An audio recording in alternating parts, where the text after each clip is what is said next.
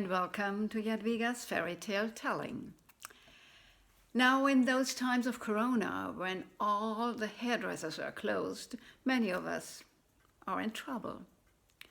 But not the young girl I'm going to tell you about now. Her name is Rapunzel, and you might have heard of her. Once there was a couple who were wishing for a child for many, many years. And when the woman eventually felt that she was pregnant, they were really happy. From one of the windows of their house, one could look into a fairy's garden, a bed fairy, a witch's garden.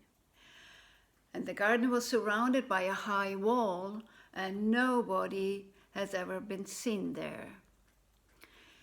So one day the woman stood at this window looking down into the beautiful garden of that old fairy. There were so many birds and butterflies and so lovely flowers and shrubs and all kinds of berries and vegetables, and there was Rapunzel, green, juicy, fresh, young Rapunzel. And seeing this salad, the woman became such a craving for this Rapunzel that she could not stop thinking of that Rapunzel. But she knew there was no chance to get it, because the fairy would never, ever open her garden for her. So she suffered. She did not tell her husband, but she suffered. She became sick. She became weak. And one day she was just able to lay in her bed, no moving, no working, nothing. And her husband was very concerned and said, "Oh, my dear woman, what is it with you? How can I help you? Please tell me." And the woman said, "If I don't get from this Rapunzel in the fairy's garden, I have to die." Now, this husband loved his woman, and he knew what to do. At night, he climbed over the wall, got some of the Rapunzel, and brought it to his wife. She prepared a salad from it, so delicious, and she ate it. It was so wonderful. But after she had eaten it, her craving for this salad became even bigger and deeper and more. And she said to her husband, I'm sorry, but I need more of this Rapunzel or I shall die." And again, the husband climbed over the wall, but when he jumped down on the other side, he stood right in front of the fairy. And she was very angry and said, "So, now I know who is stealing my Rapunzel, and for this you have to die." But the husband started, "Oh, please, please, please let me live. It's not for me. It's not for me, the salad. It's for my wife. She's pregnant, and if she cannot get of your Rapunzel, she has to die." Said the fairy. "For your wife, who is pregnant." Well, I tell you something. You will stay alive. You may have as much of the Rapunzel as you or your wife want. But once the child is born, I go and get it. And the husband, in his great despair, promised his child to this fairy.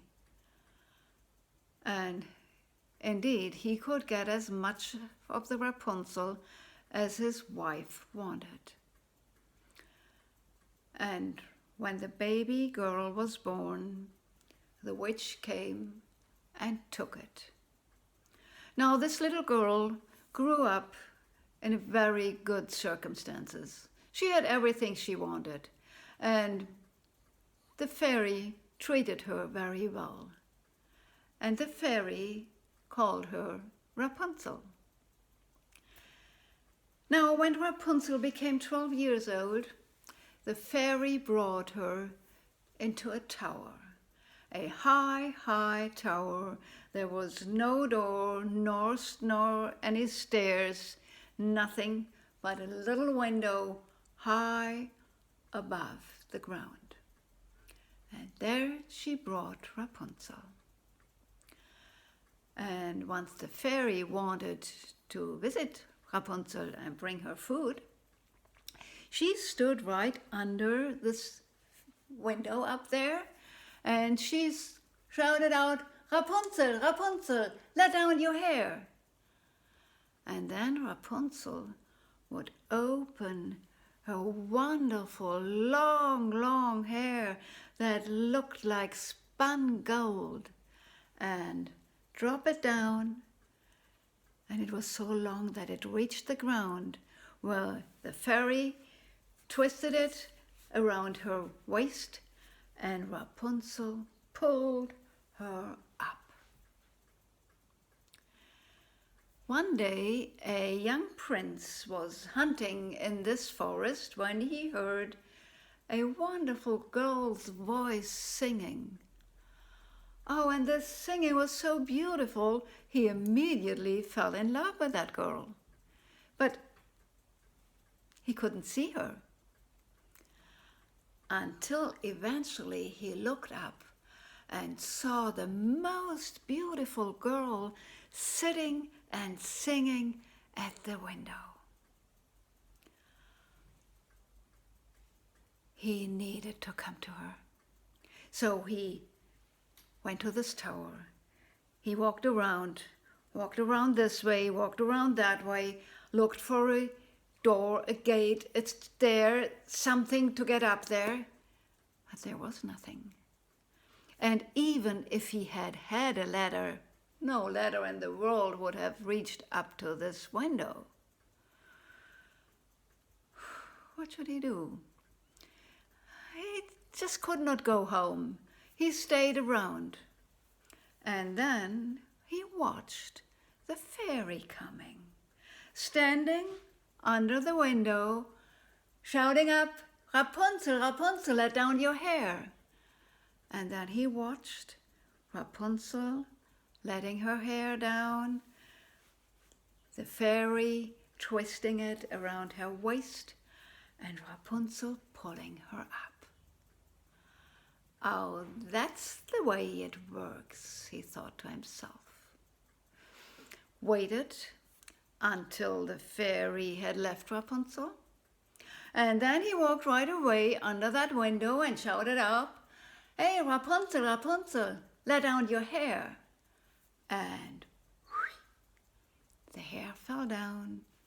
The young man twisted it around his waist, and Rapunzel pulled him up. But she was frightened when there stood a young man in front of her instead of the witch. But not for long. She found out that the presence of this young man was much more fun than the old witch's one. So every day after the fairy had left, the young man came, Rapunzel pulled him up, they spent beautiful time together, and before the witch returned, the young man would have disappeared. This went on for months, and the fairy would not have realized that there was something going on until one day Rapunzel said, "Oh, Mother Gothel, I don't understand that. You know, my dresses became so tight, they don't fit anymore. I don't understand that.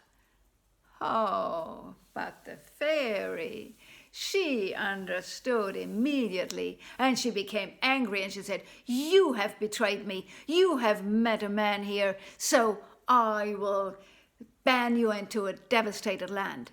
And she took Rapunzel's hair, twisted it around her wrist, and cut it with the scissors. And then Rapunzel disappeared in a devastated land. Now the prince came, calling, "Rapunzel, Rapunzel, let down your hair." And the fairy dropped Rapunzel's hair and pulled him up. And when he saw the witch instead of his beloved Rapunzel, he fell out of the window, down the tower, and he landed in a shrub with thorns. So his life was saved, but he lost his earsight. He was blind, and he lived from berries and roots and lived a very, very poor life. After a couple of years, he came to the land where Rapunzel with her children lived, because Rapunzel had given birth to twins. So the prince immediately recognized her voice, and he called her. And Rapunzel recognized him, and they embraced each other, and two of Rapunzel's tears fell upon his eyes, and he could see again. And now, from this day, they lived happily together and returned back to the prince's castle.